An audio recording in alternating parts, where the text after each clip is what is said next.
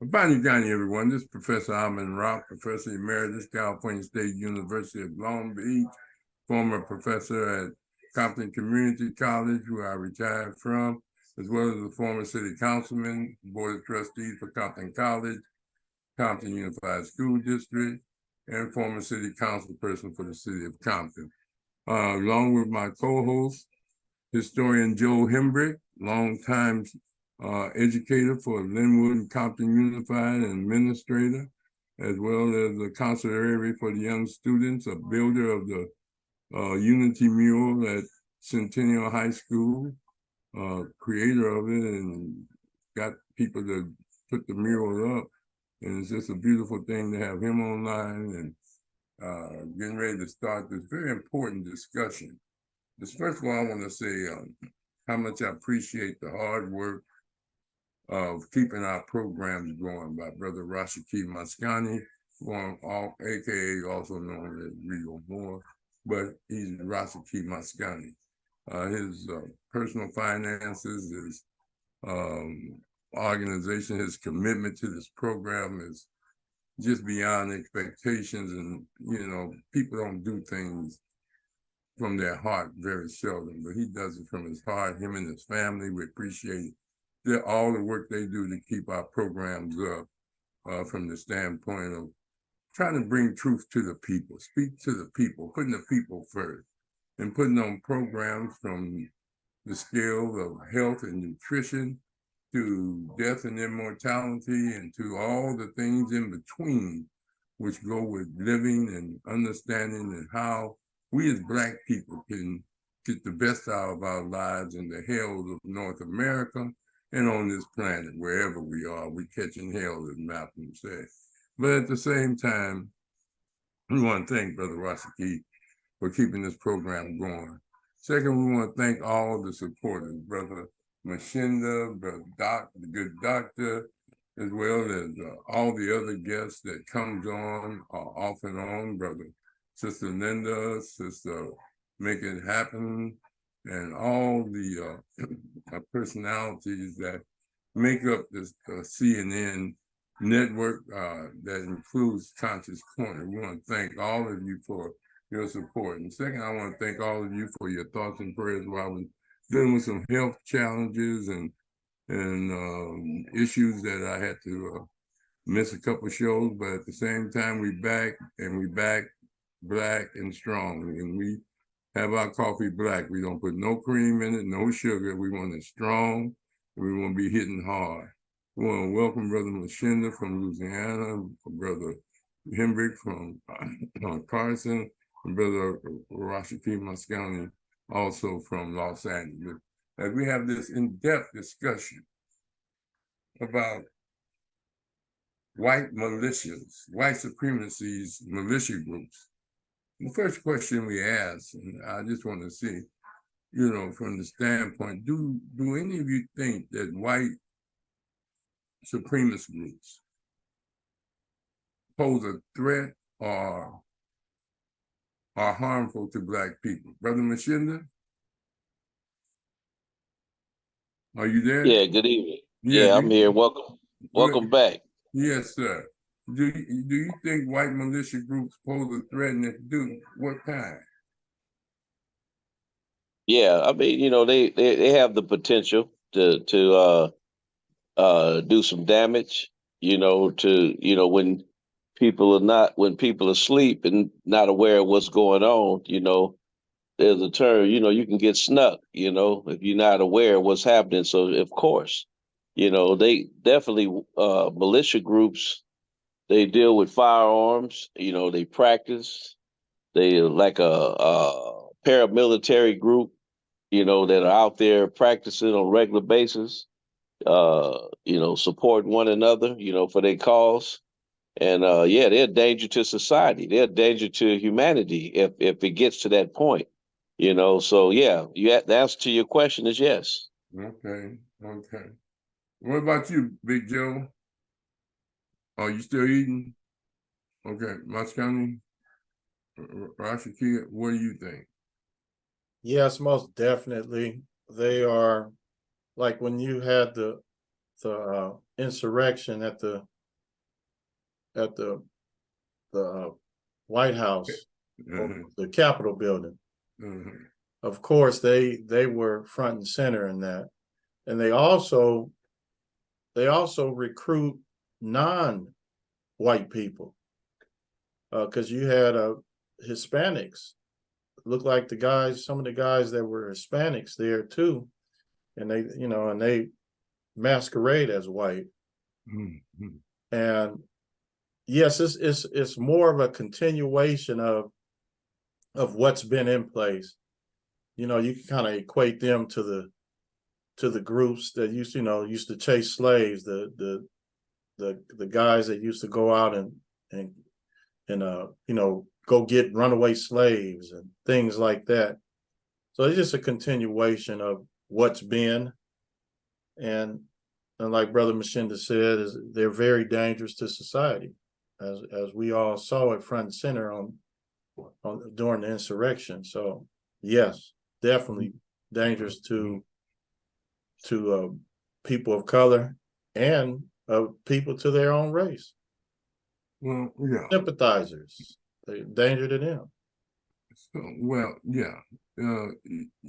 See, in the old days when we was in the streets, we used to play a game called 3-Card Molly. I don't know if you ever heard of it, where you had to find the red card in between the black cards, or the black card in between the red card, and the guy on the corner, and you pay money. You have somebody set up there working with him that finds the red card in between the black cards, and then you think you can do it, and you end up losing your money. And then there was a game called 3-Card Hide the P. Well, they shuffle it up under a couple cups, and they have a hitman or a sidekick that steals it. See, white militias comes in different forms. Some open, some hidden, or some covert. The America is a white supremacist and militia group itself. If you really look at the various ways in which they pose an imminent threat to Black people, the population of Black people is dwindling since we liberated ourselves from the Holocaust of enslavement. The first aspect of dwindling our population was in certain southern states where Black people outnumbered white people. They say you only could count 3/5 of them, so that the white man would stay in power with regards to his and when they got the right to vote. And see, a lot of us look at white groups as the Proud Boys and Oath Keepers, the American militias, Timothy McVeigh, and all that. And they are active. Most of them are military trained, or ex-police, some of them. But they grew out of a society that produced them. And militia groups have been here throughout the history of this country. Matter of fact, it was militia groups that started the Revolutionary War as well as the Civil War from that standpoint. What our challenge is, how do we wake our people up to see the challenges we face with regards to defending ourselves physically, mentally, spiritually, educationally, economically, politically, socially, because there's all type of deaths, Brother Rashid. There's a political death, or containment, or polarization. There's a spiritual death. There's a family disruption and destruction death. These are all offsets. Many of them are offsets from the activities of this society that intends to see to it that Black people, especially Black conscious people, do not become a major force in this country, because it exposes the hypocrisy of this country. That's why Malcolm said, this is not a democracy, this is a hypocrisy. When 3 or 4 states can elect the president versus the majority of the people. And most of those 3 states are predominantly white, 3 or 4 states, called electoral college. And so what I'm getting at is that we have been, we go back to the Ku Klux Klan, John Birch societies. They were openly meeting and doing that, but it was also a part of America that developed a mentality of people within their own ranks, Europeans and Americans, they say they're American, that swear by the Constitution and their dedication that everybody's equal, but when they see Black people being treated unequal, or other people of color, or other genders, women, or gays, or whatever, they don't say nothing.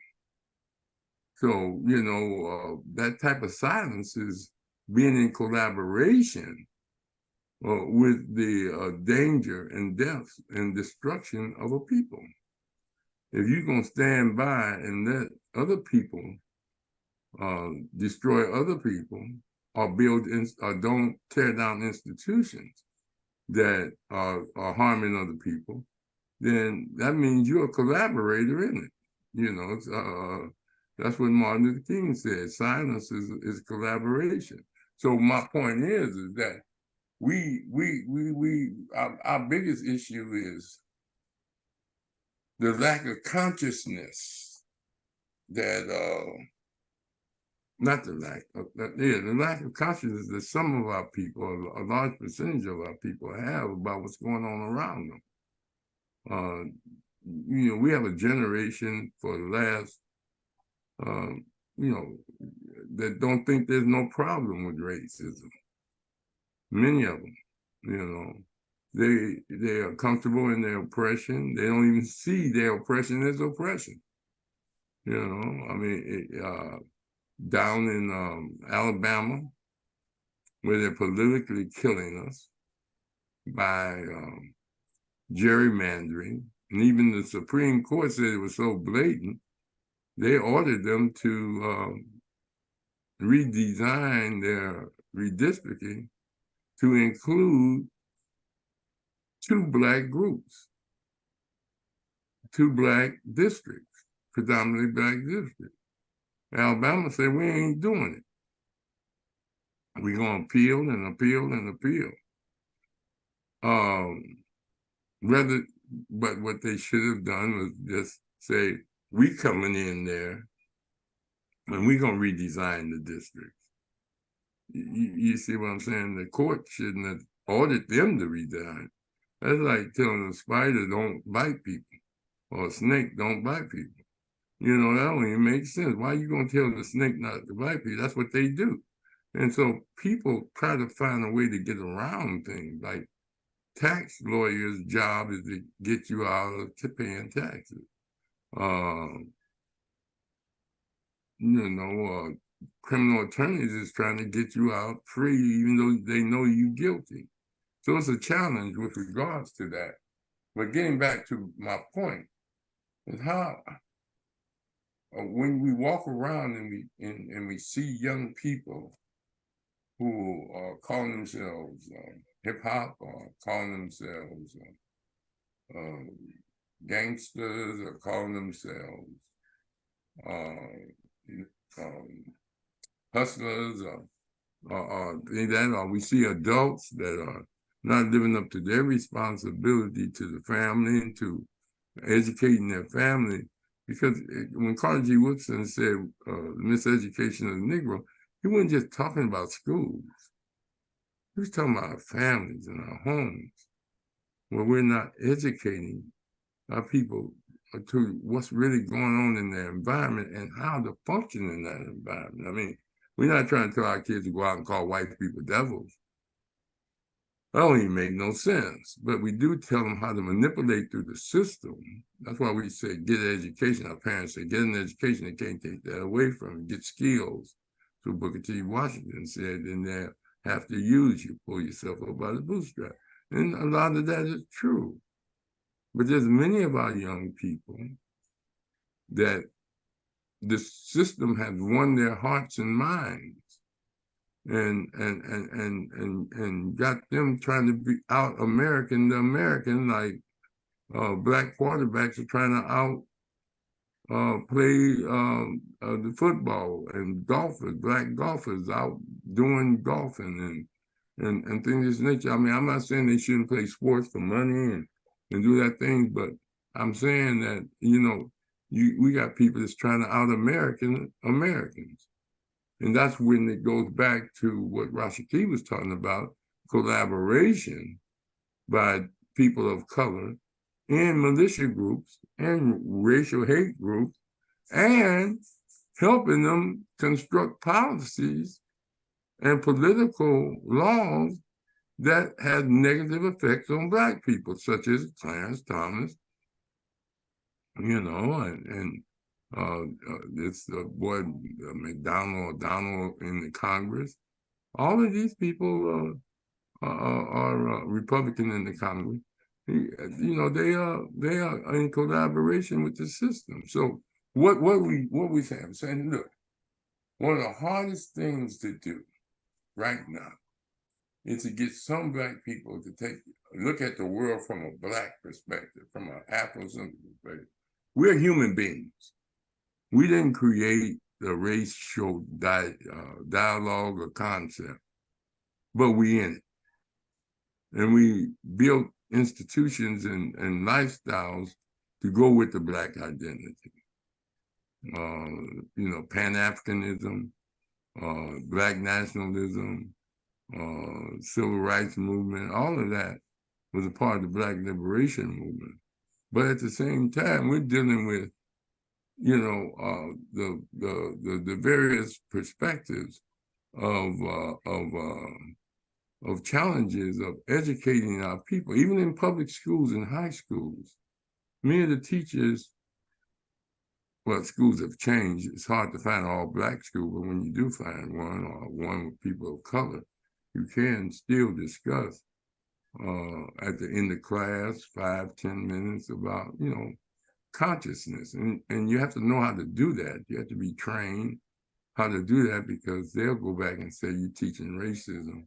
So you have to learn the language of waking up the people without them becoming spies for the system and getting you fired or getting you evaluated with negative evaluation because you brought up some subjects about life that they're going to have to face. I run across a lot of students say, man, everything you taught me, I'm learning now. I said, well, you learned it in class, but you know, you had to go out there and feel it. So let me just get back to my point. Okay, let's deal with this threat. You know, do any of you think that the majority or large significance of Black people are conscious enough to know that they may not be at war, but they're in a war? What about you, Mashinda? I'm back now. I'm ready, man. Okay. Mashinda. No, Okay. Okay, go ahead, Big Joe. Yeah, you were talking about, you know, you only want your coffee black. I'm kind of like Malcolm. The only thing I want integrated is my coffee. But anyway, you know, this militia thing has been going on for decades. I used to read articles to my students in class about these militia groups, you know, that were out in the woods. They take their teenagers out and train them in, you know, warfare, you know, while we in the street, you know, gangbanging and going on. And in order to wake my students up, I used to show them, you know, movies that would shock them. I showed them like A Dry White Season about this the Soweto massacre down in South Africa when they were just shooting the kids down. And I was showing them, you know, you guys out there trying to get a Hummer, and the doggone Hummer was a South African police car. That's where it come from. And things like that. Spook Set by the Door. What's the other one? Sankofa. Things that would shake them up. And then I would share information with them, like the, you know, the counterintelligence program stuff. But what really got them is when I shared with them the King Alfred plan. And for those who listen and don't know, the King Alfred plan is an 8-hour plan they got to dispose of us, just like they did the Japanese. And that's what we really need to fear. We really need to be prepared, have ourselves armed and ready to throw down or something, because that's still a part of the National Security Council agenda. It's still there. I was sharing this with a sister at a barbecue a couple of years ago. She got so upset, she got up and left. She's like, I don't want to hear that. I don't want to hear that about that. But yeah, they got a plan, and they tend to execute it as the days we barbecuing, eating ribs, and drinking red soda water on a holiday, because they know we getting together, just like they did the Japanese, load us up on trucks at gunpoint, and probably lock us up in the Coliseum and other facilities until they figure out what to do with us. But that's what the King Alfred plan is, for those that do not know, and they can execute it in an 8-hour period. But it's on record as part of the Freedom of Information Act. They had to allow people to get access to it, and I think that was around 1957. So check it out, the King Alfred plan. For those who don't know, I got some copies. I'm sure Brother Rahh got some copies around also. But the problem with us and not recognizing, because we suffer from the illusion of inclusion. And it's like I still say, we're behind enemy lines. And if it was a war, and a real war, and we were behind enemy lines, you know, how would we be dealing with stuff? You know, we better be able to protect ourselves. Yeah, and you're right, Joe. I can't argue with you. King Alfred, you can turn a high school into a prison camp and all of that, yeah. But, you know, we introduce students to consciousness, but then when they go out into the world, they become unconscious again for many different reasons. Many young people, many adults. It'd be different if you showed them Sankofa and they went home and they discussed it with their parents or discussed it with other brothers and sisters and things of this nature. That's when it spreads around. The biggest producer of communication is people to people. And so the challenge is that, you see, what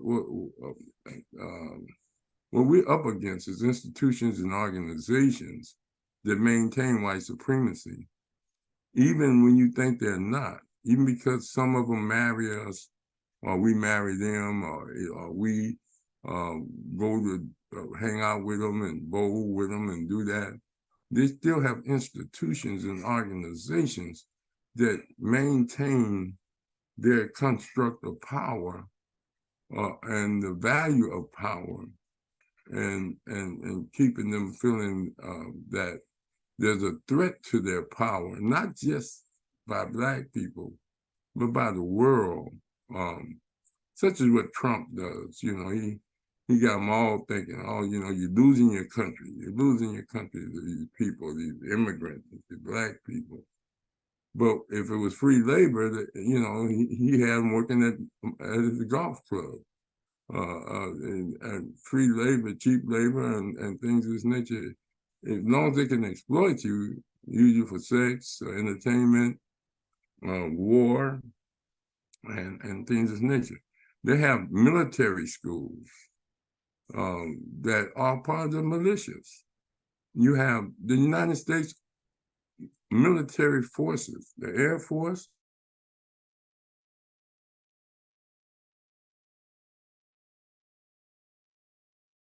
You on mute and you froze up for a minute. You're on mute, right? White supremacy. Oh, okay. All of that is a part of white supremacy.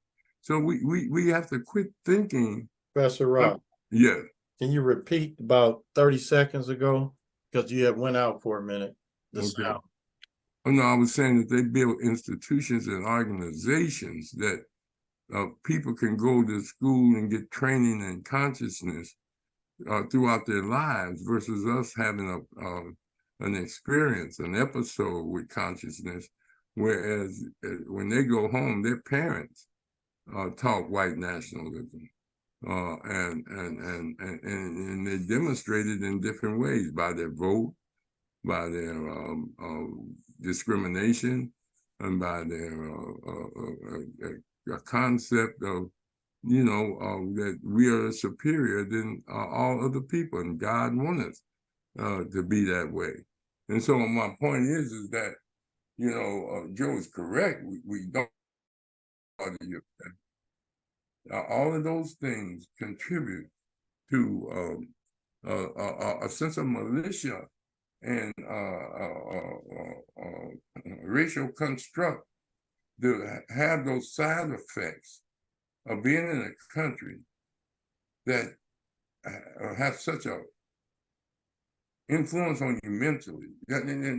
You try to talk to young people and you try to educate people, as Joe has done, and Machinda and Rashiki, but they're under the illusion, not of inclusion, but the illusion of that they know all the answers already, because they can get them off Google, or they can get them from their friends, or they can get them off of Facebook, or they can get them off of TikTok and all of that type of stuff. And it puts them in a suspended animation that life is a part of that. At one time we used to talk, Dr. Naeem Akbar used to talk about we were electronically kidnapped by television. Then we were cyberspace kidnapped by the internet. And now we are, again, social media kidnapped. There's so many conspiracy stations out there, and there's so many diversion programs. It's like being in California and having Magic Mountain, Disneyland, Knott's Berry Farm, and you thinking that's the world. Because you go there and you get gratification, caramel popcorn, and you can get on a ride and take you up and then drop you down, and you think you've been somewhere. All of those type of things subliminally seduce our young people and adults into a sense of reality that they think they're participating in, because they go to these places that traditionally segregated them and said they couldn't come, or had to come in the back door. Now they can walk in the front door because they see white folks walking in the front door. But these systems don't affect white people the way they affect us, because white folks have a national defense program. They have an agenda program. Their agendas extend 20, 30 years from now. They're planning that. And while we're planning day-to-day things, where I'm going to get a job, where I'm going to get my apartment, where I'm going to get a car.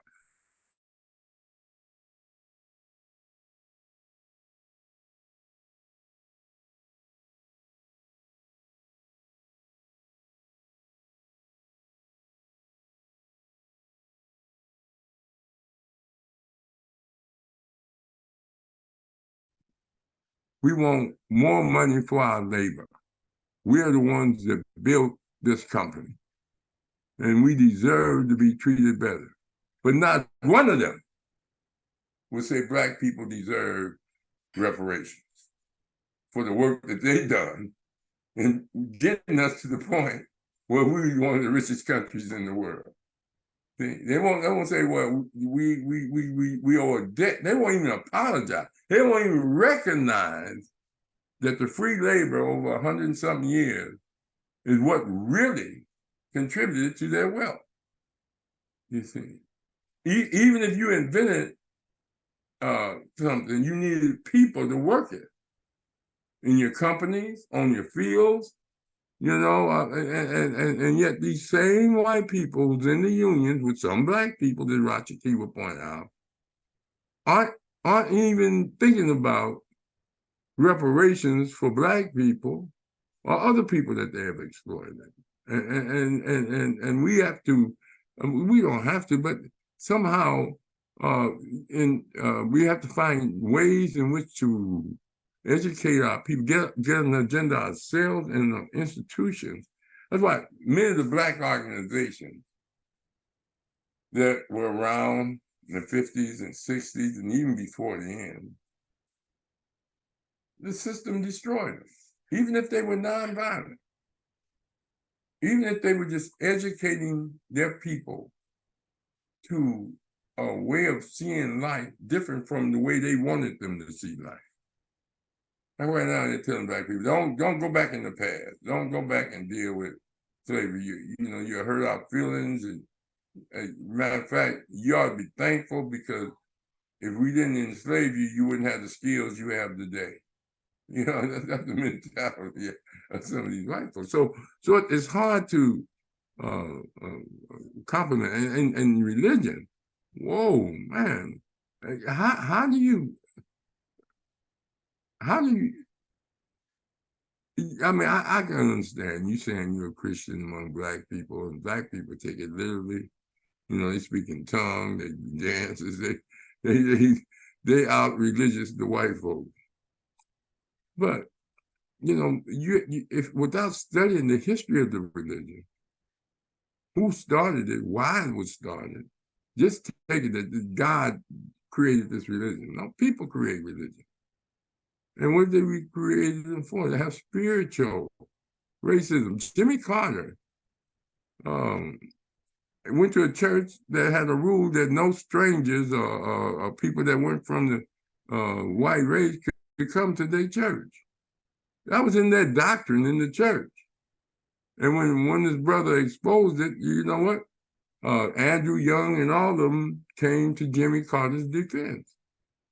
You know, saying, oh, no, he's still a good guy, even though that was the church, that wasn't him.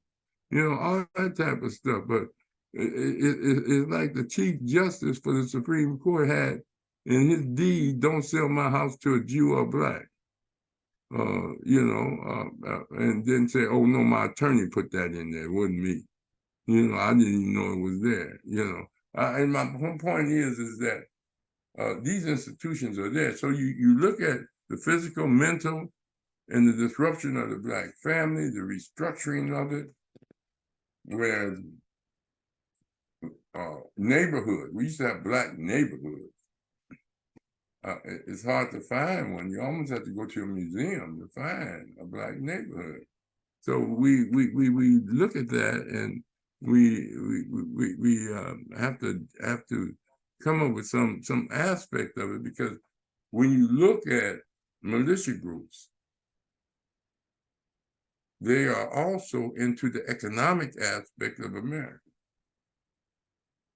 There's some black people making money. Hey, Jay-Z, all of them entertainment, blah, blah, blah, blah. And some of them do some constructive things.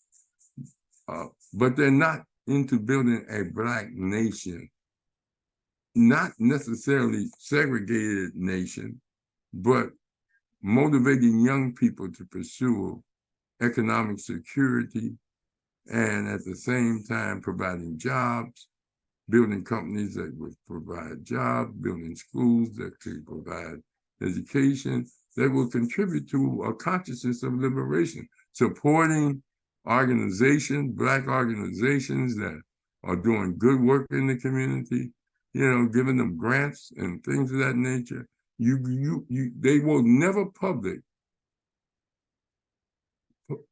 show to the public, all these black billionaires and millionaires, their contributions. And many of them contribute more to white philanthropic groups. May it be Jerry's Kids, maybe the City of Hope, maybe St. Joe, maybe all of them. They won't let you know how much they send their money to them for tax write-off versus to black community organizations. So there's a sense of needing accountability. Because the European got all that. I mean, they got all that. You know, they got all that from the standpoint of a history of knowing what they need to keep the institution going of racism.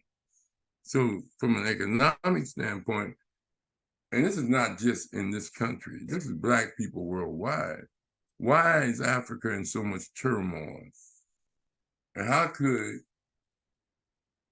a white militia group from Russia can go into Central Africa, force the people to dig diamonds and gold, take it back to Russia, and there's not an international outcry because they're still in oil, they're still in various tools and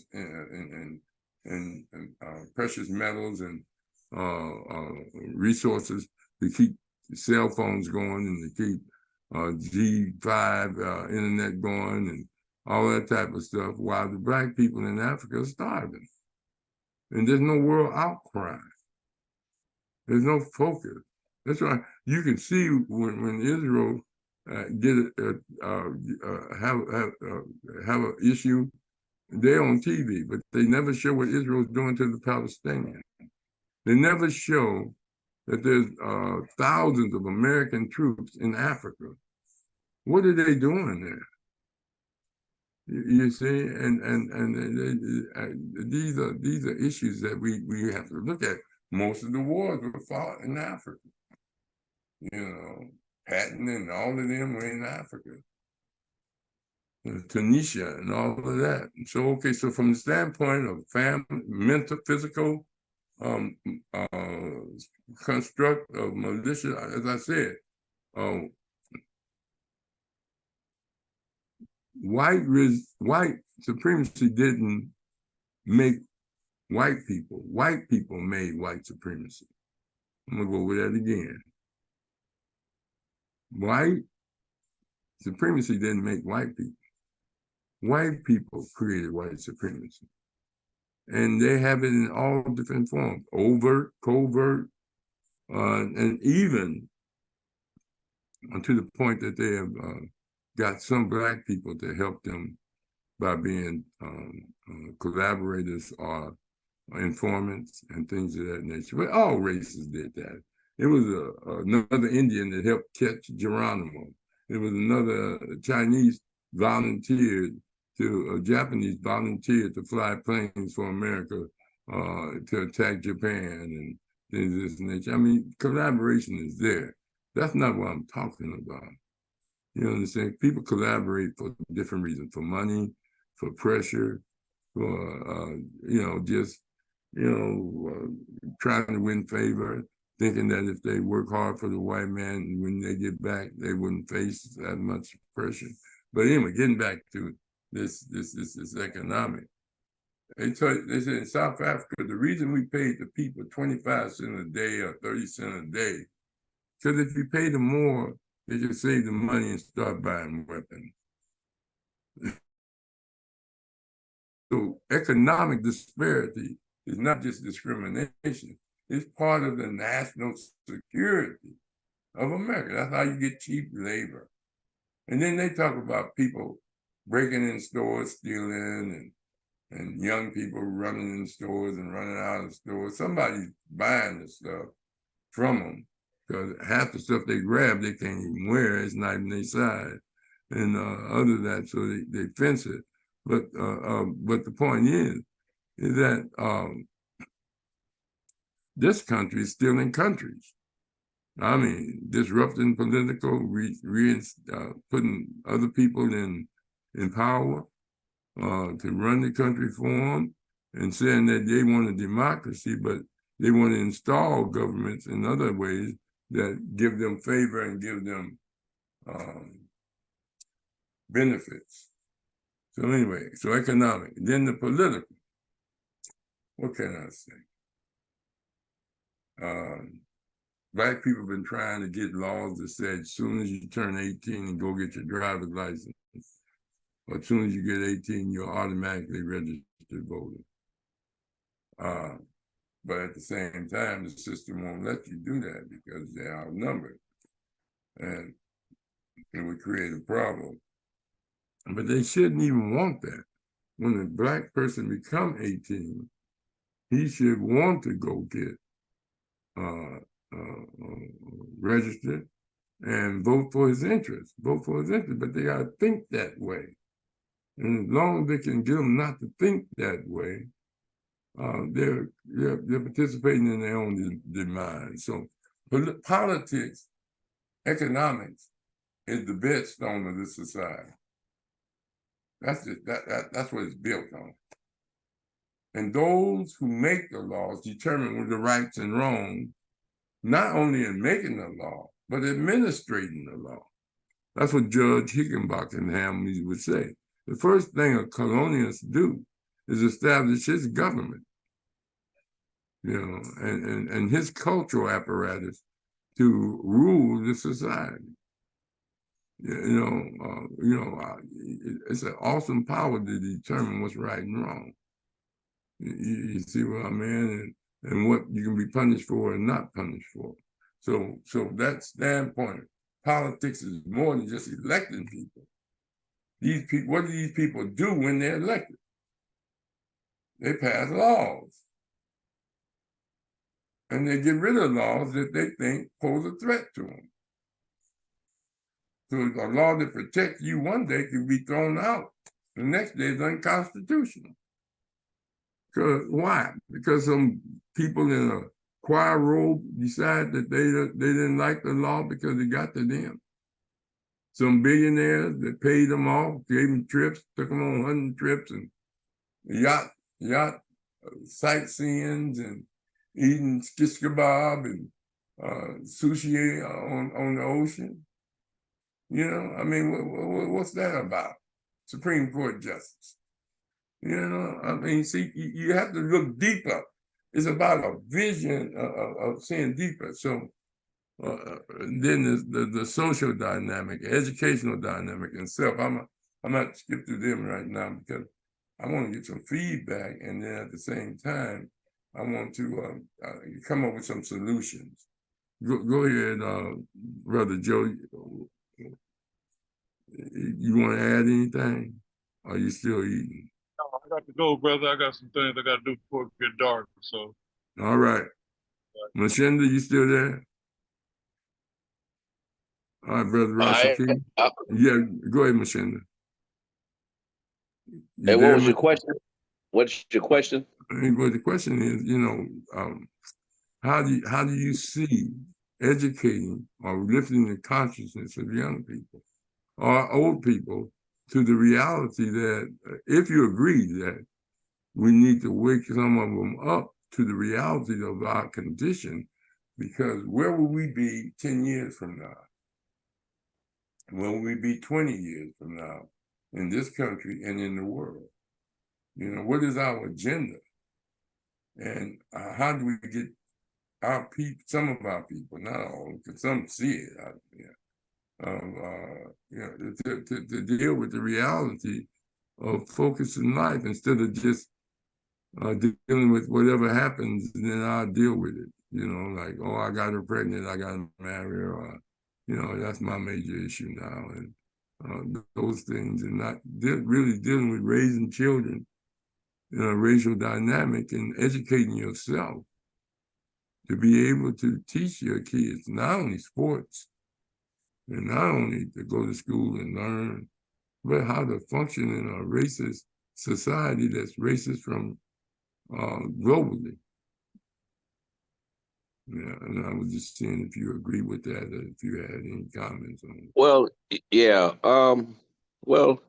That's my mission every day, is to raise consciousness. And it's definitely an uphill battle for sure. Like I've said on previous podcasts, we beyond the 11th hour. What I mean by that is, it's basically, it's almost too late as far as when I say too late, it's always time to make change. Don't get me wrong, But as far as what's happening globally or just locally, forget globally, just locally, like where I'm at, trying to deal with Mm. People are divided. People are unconscious. Well, how do we make them conscious? That's what your question was. How do we bring them into the fold? That's the $1 million question. You have politics, you have religion. So, like I said before on previous podcasts, everybody's vying for your time. Everybody wants a piece of your time. People are on social media. Our children are addicted to social media. And what I'm finding out, I have an IT background, and I pay attention to a certain degree. That if the households are demolished, meaning that if the household cannot uh, maintain and contain and resurrect and make positive change in their household, it's pretty much it's not a moot issue, but it's a dire uphill battle because the school systems are in the same conditions that they've been in for years and even worse in some places, and they're not equipped to be that surrogate parent or that extended family. Some of them don't want to be, and some of them are in fear. So what I'm saying is, the answer to the question is trying to get people conscious and trying to get the kids on board. Man, that's like I say, that's a huge question. I don't have the total answer for that, other than to continue to do one by one. I was working with a young man today. He come in the office loud and out of place, and I deal with those behaviors. I said, "Hey, you 19 years old, brother. Come over here and talk to me." And I give him instruction on every chance I can. And I've seen some progress with him and his brother and some of the other young brothers and sisters that are in crisis. That obviously, I deal with the community every day. They come into the school. That's the community, and they are bringing their baggage. They're bringing their shortcomings, and so I like to think that I have some information in that area to where I can try to help them. But it's just a tough battle. But it's not going to be a major shift to where all of the sudden the young children are going to just change, or or not just children, but young adults. And the people don't change like that. The movement is not intact for that.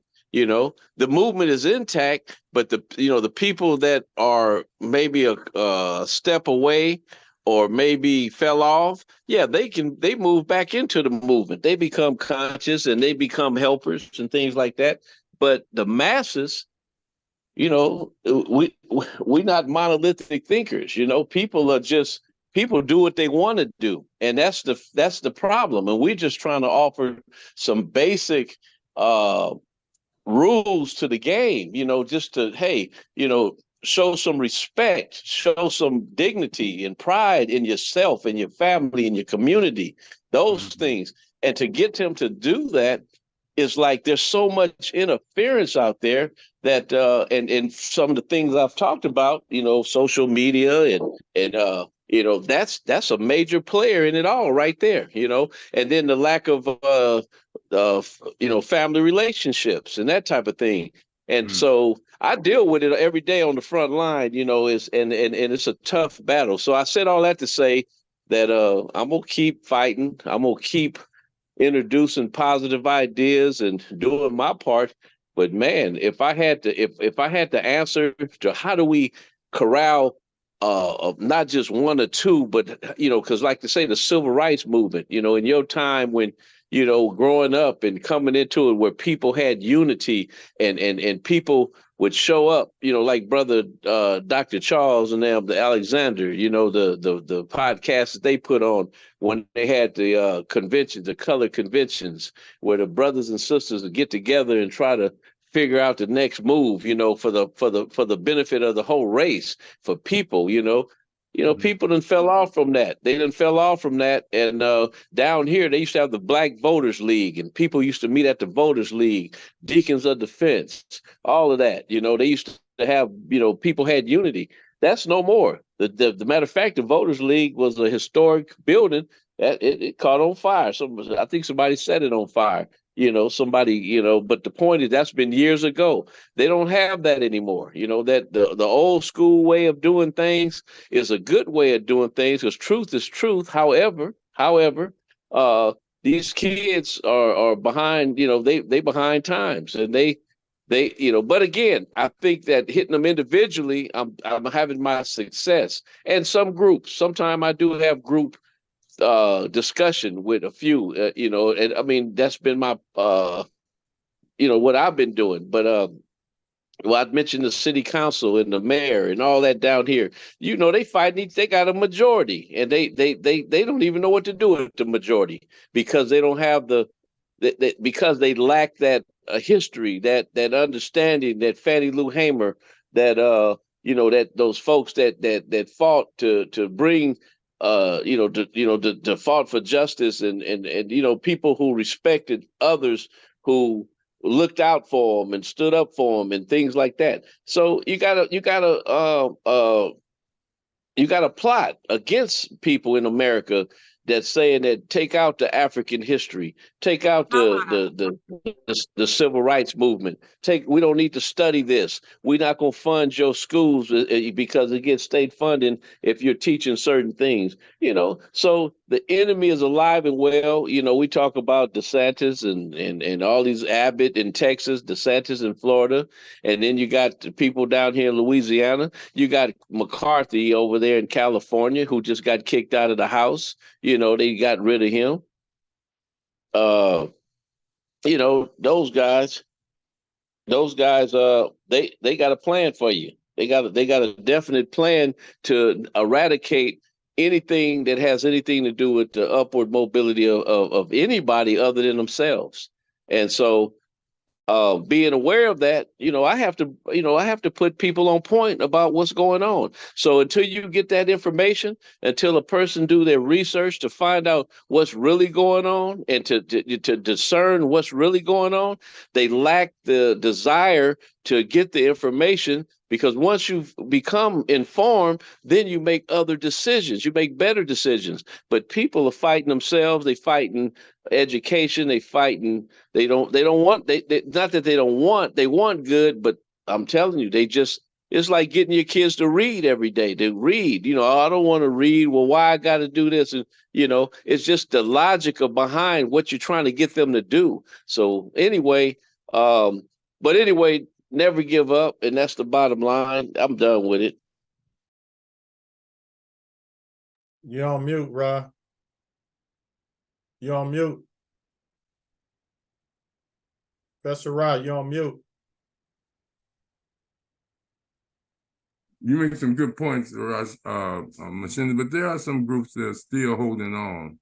You know, NAACP is one of the oldest civil rights groups. The organization us is one of the oldest Black nationalist groups. The Nation of Islam is still here. There are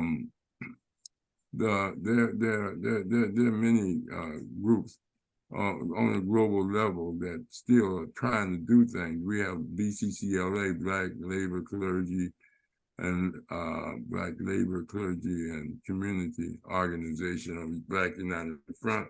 The National Black United Front is still here. There's some groups that are still here, still fighting. The numbers are dwindling, but the numbers are dwindling everywhere.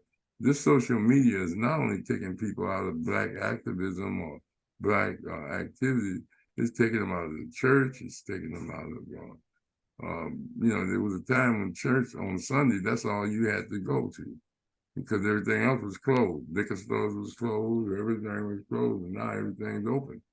And so people are going on cruises on Sunday and just doing their thing. But I agree with what you're saying, but the things that we say that is important to lifting the conscience of our people once is education. And that's why we give praise and thanks to Brother Rahh for providing us this platform to educate people. And to get your voice, Machinda, is a blessing because you are out there on the front line with young people. And being on the front line, you can let us know what they're thinking and how we can reach them. Like you took the brother to the side rather than jamming him hard publicly or in front of everybody, because you got the skills to de-escalate and to communicate. And that's what we have to do to a certain degree. So education, mobilization. This is a Kawaida blueprint for Black consciousness created by Dr. Kareem. Education, we have to teach and educate people. Mobilization, we have to find ways to mobilize the people. Organization, they got to be organized and, and have a sense of identity, direction, and purpose. And then confrontation. You can't confront people just wild and just going out and confronting them and saying things you don't know or something you heard. You have to have documents. You have to have things that really demonstrate, like Joe Hembrick was saying, he showed films and he showed things. So you have to, sometimes you have to go that way. Go ahead, Rashid. Yes. One thing that an individual, I know, well, I could take myself and how I was introduced to some concepts early in my life that stayed with me, and when I was in high school, a year after high school, my first year of college, I got introduced to Malcolm X. Mm. And, it was a seed being planted. Then I come to Long Beach State, and I come to Long Beach State as a recreation major and didn't know anything about the Black Studies department or even what they did. I was a part of a demonstration that it was this one young lady that worked in the bookstore, and they tried to say that she did something and she was Black. So we all demonstrated. So I was a part of that. Annette Cannoli. You gave a person a nickel more than the change, and they wanted to do something, suspend it. So things of that nature, I was starting to get exposure to some activism in at Long Beach State. I saw Kwame Ture there. Minister Farrakhan was there. And this was the Black Consciousness Conference. And then I get a taste of Brother Khalid Muhammad. And, and it's these little nuggets was developing in my brain. And then after I finished basketball, I meet you, Professor Rahh. Mm-hmm. And I was finished with basketball, but wasn't finished with school. And that was a big inspiration, meeting you. And then coming back to Long Beach State for the Black Studies department. So these was all seeds, even though I had developed these tendencies growing up in the neighborhood that was not so healthy. And, taking on all of these characteristics that were detrimental. So I was in constant conflict, battling, things I should be doing. And, it was a blessing that I kept in contact with you, Professor Rahh, throughout the years, and and was still affiliated with conscious activities. So when I got exposed to more scholars as time moved on, Neely Fuller, Kamal Kamban, more of Martin King, more of Farrakhan, it just was a conglomerate of people that had consciousness. One I just got her book yesterday. I was gonna give it to my granddaughter, but I'm probably give it to her later, but I'm gonna read it. You got Francis Cress Welsing, you know, the conference. Let me grab it and just show The everybody. ISIS papers. Yeah, let me grab it. All right, it's right here. Here we go. The ISIS papers. Yeah. So I'm gonna go ahead and read that, even though I know all about it. Mhm. And it's just when you get exposed to this information that's so it's phenomenal information. Yeah. And we take this information and we love it so much, we want to share it with everybody because we know that it's going to lead us in a direction we should go. You know, being constructive people, being, you know, being a unit versus an individual, and being a person of service. You know, Dr. Martin Luther King, you know, and Fannie Lou Hamer, you know, serving and fighting and being just, you know, when you get the taste of all of that, you want to share it. And that's what we're doing with the Community Education Network. Community Education Network is a developing entity in which we definitely want to grow in the area of being a collective where we can add to what's been in place and grow it. So we're here for that, and this is one avenue that people could go down that avenue and learn a variety of information from various people. And it's just I you know, people talk about blessing. This is a blessing to me. Yeah. Be able to sit with my mentor, my colleague Joe Hembrick, my brother Machinda, who instilled in me, you know, values growing up, because he's a little older than me. So it's just we keep doing things like this, and hopefully we can be a seed that will grow in other people, and they take the values that we're giving out and do the things that they should be doing. And that's what it's about. We talk about righteousness, and this is what we're doing. We're doing righteous work here, and it's enjoyable to gather all this information and knowledge from knowledgeable people and from everyday people. Just learning, and I can't get enough of it. And I'm developing as we go. So it's like you said, Professor Rahh, education. We got to get properly educated. Yeah. And you know, the beautiful thing is you're correct, Rashiki, and we appreciate the hard work you do as far as trying to deliver this. But see, it's a continuous battle. The struggle don't end now. It just takes different forms. So education, keeping, you know, our parents, I know my parents, many of the parents that were my parents' age didn't even talk consciousness at the house. You know, they didn't participate with King, Malcolm, or nobody. Now, we have some generations that have come up in the nation, came up in culture and consciousness, Black Panther families and things of this nature. But the system is so dynamic, it'll make you put it down. And we got to keep them carrying the bloodstained banner, and, you know, and realizing that this is a struggle for life.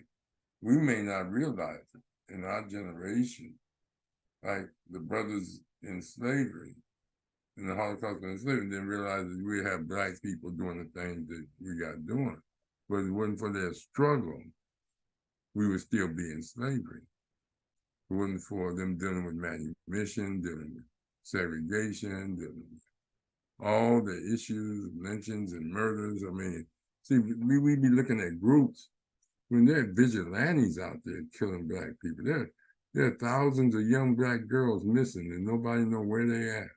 There are a lot of statistics and studies That's why I like that. When I was a professor, I'd have my students research issues that, pertaining to finding out about Black people. But that's another struggle, another discussion for another time. Roger, you want to tell us what's going on Wednesday? And we sign off? Yes, we have Brother Calvin or CJH Moore, Arthur, that came on for the first show of Professor Rahh and Joe Hembrick's Conscious Corner. And let me share that because this is, I think is very important. Let me share it. Pardon me, I should have had this already pulled up, but it won't take that long.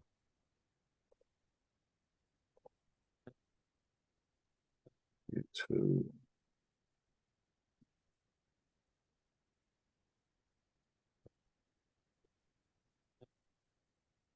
We'll be here in a second.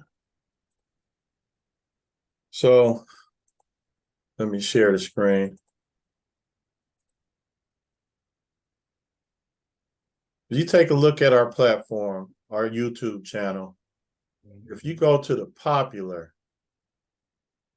of the videos, this video has, this is your first show, Professor Rahh. This video has 3,013 views. That is our highest viewership that we have. And the next one, to show you how impactful it was, the next one, the next largest one, if we go back, is 583 views. So that, this is 6 times more than that. It was impactful. This brother CJH Moore, the author, that book was excellent. I'm not the most avid reader there is, but I do read. And I read over 600 pages in a short amount of time. That's how that book kept me interested. It was very descriptive. And so he has a new book out. Let me share that.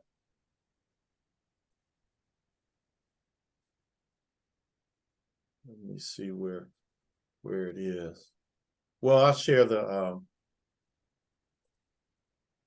I will share the website.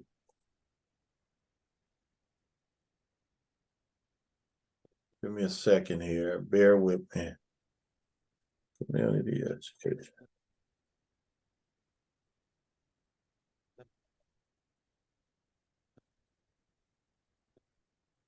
Okay, it's coming, folks. Bear with me.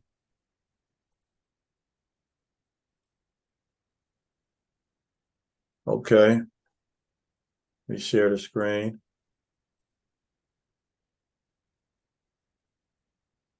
So here it is right here. He has a new book. It's called Opportunity, the largest cash heist in American history. And I started reading the book. I just got it. So I have a few questions for him. So he has agreed to come on 2 weeks in a row. So Okay. we'll do a part 1 tomorrow and a part 2. And Brother Doctor's supposed to be there. He read the whole book. So that's our guest for tomorrow. And then next week also on Wednesday. Well, next Tuesday, we're going to talk about building strong male-female relationship. Okay. Black male-female relationship. And what are some of the strategies of getting our young men and young women to see the value of each other and the importance of maintaining strong Black male-female relationship. We're going to deal with interracial marriage. We're going to deal with gender crisis or gender decisions. Women want to be men, men want to be women, or is it natural, is it that? But we're going to be discussing that and how to deal with the impact it has on the Black family and community. All right? I'll send you the information, Rush. Okay, so each one teach one, Conscious Corner. Man, Take thank you. our cause. All right, brother.